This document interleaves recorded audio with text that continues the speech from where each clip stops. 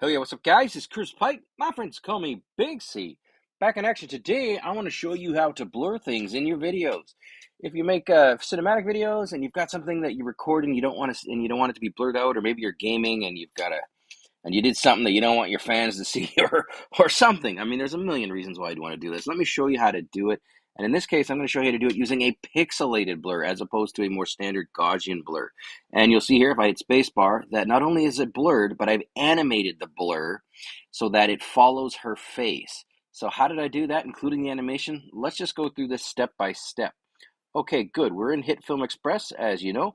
Media library. The first step, drag and drop some footage onto your timeline. I'm going to drop it here. And then do note that I'm going to click no on this. And the reason why is because I've got 4K footage, and you get a watermark if you export with 4K and you haven't got a paid version. HitFilm Express is amazing free software to do video editing with, but they do have some paid stuff that you may or may not want to use.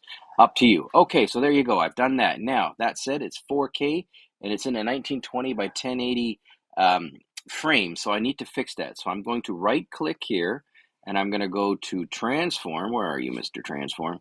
Let's just go transform, and then I'm going to go fit to frame, and that basically takes the 4K and makes it into standard 1920 1080 HD. Okay, good. You're following along with me. Now we're going to go to the effects panel over here. And luckily, when you type in the word blur, let me just do that here, you get a whole bunch of blurs. Some of them are upgrades. That means you have to purchase them. And some of them are not. Notice that there is no Gaussian blur in here. They call it different things, but we're not going to be working with that one. This one, we're going with witness protection. How great a name is that? Excellent. Drag and drop witness protection blur on top of the footage like I've done there. You'll see here now that it has created this neat little circle or this sphere, and it's got a pixelated look.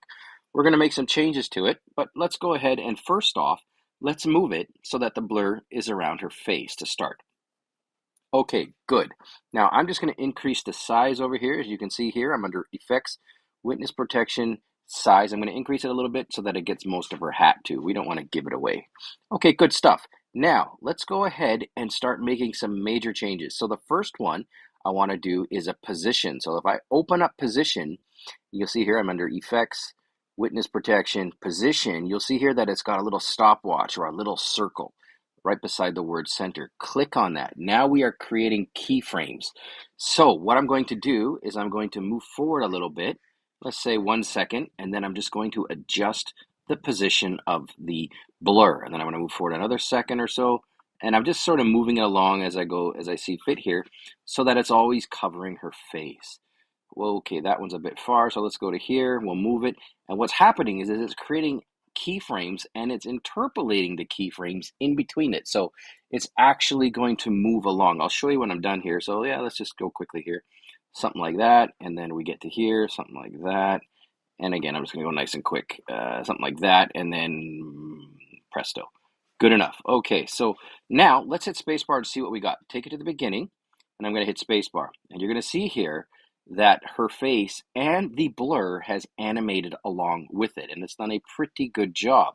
And this is because we've animated the keyframes and it moves with it. That said, we can make a few more adjustments while I got you. The first one, if we click under pixelate, we can adjust the block size. So right now it's got default 30 pixels, but if I want it to be big pixels, something like this, and I want it to be random, let's say something like that, you kind of get like a Minecrafty blockier look.